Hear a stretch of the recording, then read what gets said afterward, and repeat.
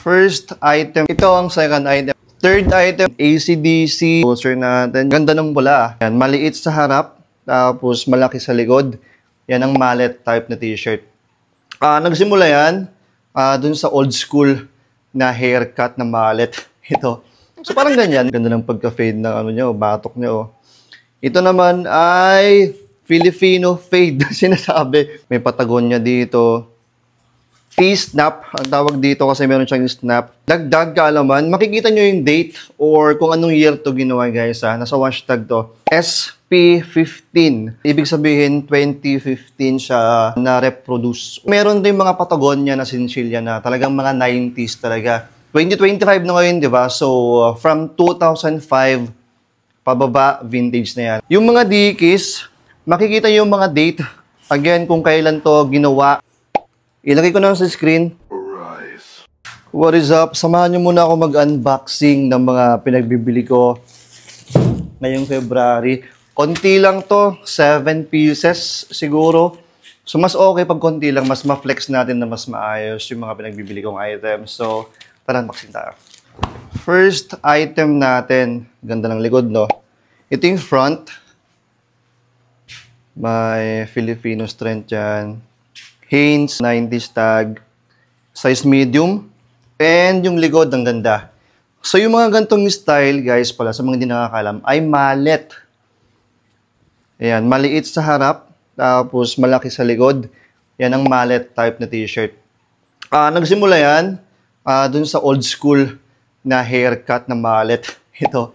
So, parang ganyan. Nag-get nyo na, maliit sa harap, tapos mahaba or malaki sa likod. So, mallet type na t-shirt. Balik tayo sa t-shirt. Ito yung likod niya. Ayan. Alamat. Ganda ng pagka-fade ng ano niya, batok niya. Oh. Ito naman ay Filipino fade. Sinasabi. Ayan, buti na lang nakita natin Filipino fade. Bakit Filipino fade? Kasi di ba pag nagsasampay tayo, binabaliktad natin yan. Parang ginaganto natin. So, ang nag-fade lang talaga ay yung batok. Ayan. So, pag nagsasampay tayo, di ba? Nakaganyan. Or basta nakaganyan. Nakaganyan lang. So, ang nag-fade pag sinasampay natin, yung likod lang. So, sa mga hindi nakakalam, yan ay Filipino fade. Ano. So, ang ganda ng print ng likod. Ayan, si Lapu-Lapu. Ayan, ano sabi dito? Filipino legend. May date tong mga to guys ha. So makita nyo dito, 96 ata nakalagay dito. Ayan. May mga gantong reprinted. So mag-base na lang kayo sa tag. Sa mga nakakaalam guys ha, mahalata nyo naman sa tag eh. Yung mga gantong tag kasi mga 90s, yung mga Hanes. Google nyo na lang. Tapos yung ngayon meron silang mga nire-reprint, mga late 2000s o mga 2011 pataas. Okay rin yung ano niya, quality niya, pero syempre, iba pa rin ang true vintage. Gaya itong hawak natin. Woo! Ang dami ko ng ganito, so nagkukalik ako ng ganito. Soon ibebenta natin. So kung meron kayong ganito, bentahan nyo ko guys ha. Ayan. Sa mga gusto mong benta sa akin, meron tayong Facebook page. Nilagay ko sa screen. Ayan. Huwag niyo pala makalimutan mag-like and subscribe guys ha. Nag-start na pala tayo. So ito ay galing kay... Shoutout kay Django Mejia from Tarlac, Victoria. Shoutout sa'yo, idol. Ito ang second item natin. Meron tayong fleece na Patagonia na pattern. Halata naman yung pattern niya, di ba? Ang ganda ng pattern. Sayang kung medyo mas malaki lang sana gamitin ko. Mahilig ako sa pink eh. Pero ito pang... check natin yung tag kung pang women. Ay, pang babae nga. Pang babae ito guys. Pero pwede ito sa small na adult. Ayan, closer. May Patagonia dito. T-snap, ang tawag dito kasi meron siyang snap na pa ganyan. Size medium on tag. Patagonia na sinchilya. Ito yung likod niya. Ayan. Fleece type to guys ha. Ayan yung texture niya. Dagdag kaalaman, makikita nyo yung date or kung anong year to ginawa guys ha. Nasa hashtag to. I-check ko lang. SP15. Basta makita nyo may parang date sa likod.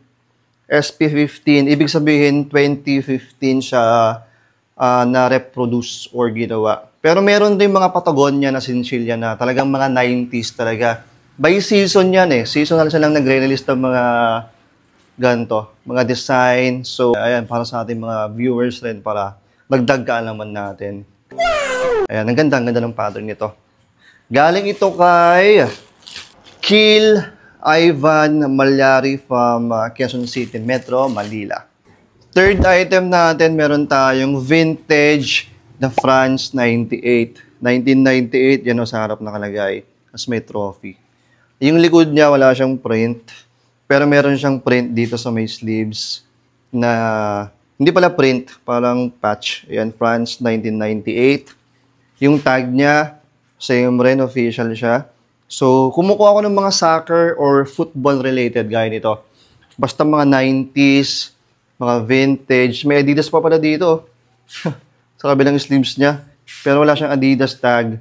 Naka-ano siya, naka-France 1998. Ayan. Closer ulit natin yung graphics. Ito ay galing kay Arman Baldad Gangano from Palawari. Hindi ko alam kung saan yon, pero ayan, shout out sa'yo, bro. Next item, pang-apat, pero bago yan, may sulat. Medyo mahaba yung sulat ni Idol, sabi niya dito. Shoutout po JV Vargas, Adrian Dayon, Pato Pats, Nathan Silva, Carlo Passion from Pandayan, Mikawayan, Bulacan. Ito yung binili ko sa kanya, meron tayong band T. Closer natin, AC/DC Hell's Bell. Ganda ng graphics sa harap po.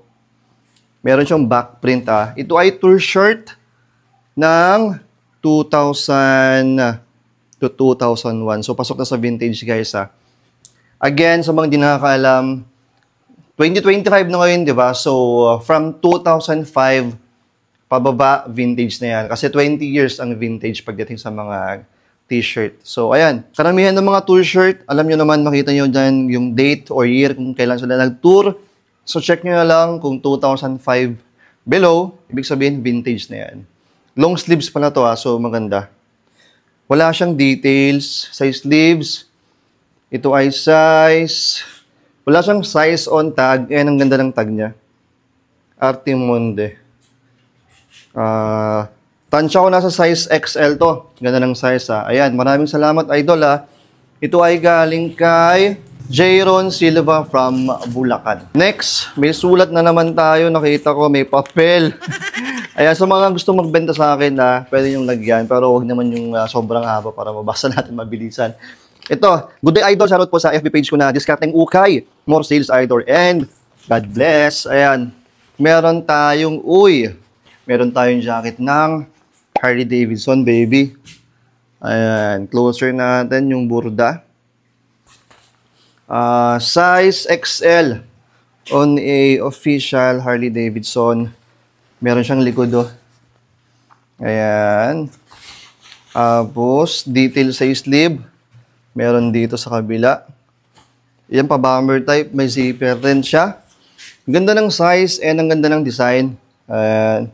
So, if ever pala meron kayong gusto sa mga Flinex guys, pwede yung screenshot tapos i-PM nyo sa aking Facebook page or IG. Again, size XL na Harley Davidson sa may trip. Ito ay galing kay Jimson Bruce from Camarines Sur. Panghuli, grabe, medyo marami to Isang ko lang. Meron tayong mga overalls, all over, or jumper, kung gusto yung tawagin, bahala na kayo. Meron tayong size medium, large, and XL nitong navy blue. So, ayan, i-flex natin lang yung isa So, ganyan yung design niya. Ito yung front. May patch dyan na dikis. And syempre, merong patch dito sa may likod. Yung mga dikis, makikita yung mga date. Again, kung kailan to ginawa or kailan ni-reproduce. Meron sa, ito, sample nito. Hindi ko alam kung masyado atong maliwanag Ilagay ko na sa screen, tapos video ko na lang mamaya. Ito kasi 2012 na release. Size medium. Ito yung medium. Ito yung large.